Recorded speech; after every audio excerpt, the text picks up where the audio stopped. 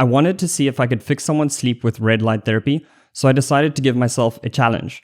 I worked one-on-one with someone called Sid, and we wanted to see if we could fix his sleep in just 2 weeks. Now, this is scary for me for a few reasons. First of all, he's using a MyLight Max. It's one of the products that I constantly recommend on this channel. So if we can't fix his sleep, that means I'm essentially a fraud. The second thing that scares me is that Sid is using a sleep tracker. So there's no placebo effect here. I can't make him feel better about his sleep. I actually have to get real numbers to change. And then of course, sleep can be affected by so many different things. We do know from clinical studies that red light therapy can help. But if you're doing something else, if Sid decides to go and have some bad habits in the 2 weeks that he starts red light therapy, then the only person who's going to look silly is me. So here's some snippets from our first phone call on the 17th of October. And you're going to see already from the first call why I'm a little bit concerned about improving his sleep. Hi, this is Sid. Hi Sid, it's Nick from Mitochondria. How are you doing? Hi. Good morning. So to start, how is your sleep been before starting red light therapy now? And yeah, like what kind of issues are you facing with your sleep? I have never had any trouble falling asleep. So I go to sleep within the first couple of minutes. But I have insomnia, so I'll wake up after 4 or 5 hours. And I'm used to getting between 6 and 7 hours a night. I do better when I get 7 and above. So at least 7. I was not observing good sleep hygiene. Okay. What I would sometimes do is I'd go into my bed and then I'd watch, an hour of YouTube videos. Which I think is a problem for me. It's too much stimulation. I normally get more than an hour of REM sleep and less than an hour of deep sleep. Sometimes deep sleep is only just a few minutes. I'll be tracking all of my numbers. I have a journal that I keep, and I'll be able to share all this stuff with you. So something that you may have picked up on the call is I kind of winced my face when Sid said he scrolls YouTube at night. This is a big concern because although red light therapy could help, the artificial light that's coming from the screen, if he's scrolling right before bed, the mental stimulation, I'm not quite sure if red light therapy is going to be able to overcome that.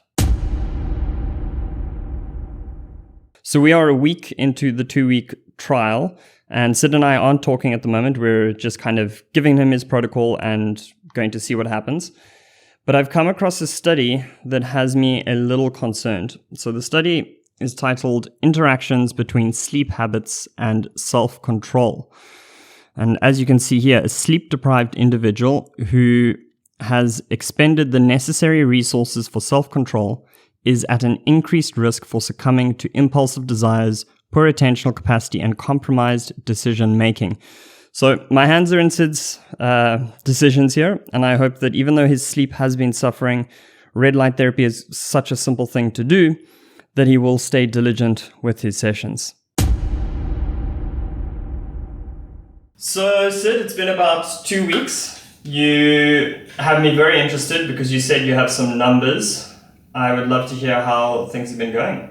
I tracked a 2-week period prior to starting red light therapy and a 2-week period this past 2 weeks using it every day, except for that one day. And deep sleep increased by 25%. That's an average.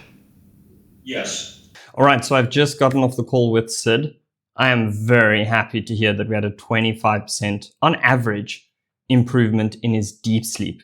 Obviously, if it was 1 or 2 nights, then we would say they're outliers. But I do want to look at the data that he has. He's going to send it through to me. And as soon as we do, let's dive into it. So this is incredible. This is Sid's sleep data. He had on the left here, first 2 weeks before red light therapy, and then 2 weeks afterwards, was tracking his total sleep in time, REM, phase of sleep, deep sleep, and then latency, which is how quickly you fall asleep. So in the first 2 weeks, he had these averages over here. And then I put the averages for after red light therapy. So that's from these 4 columns here, over here. And then we've got the percentage change. So the total time didn't increase that much. He on average slept 2.05% more. His REM, bit of an increase here, 4.78%, but his deep sleep increased by 28.13%. So relatively the same amount of total sleep, but deep sleep, a drastic improvement. He's also falling asleep 6.5% faster. If you would like to work one-on-one with me to help you with your red light therapy program, make sure that you actually get results, then in the description of this video, you will see that there is a link to apply to work with me. I will go through these lists on a frequent basis, and if you are chosen, I will reach out and then we can start you with red light therapy.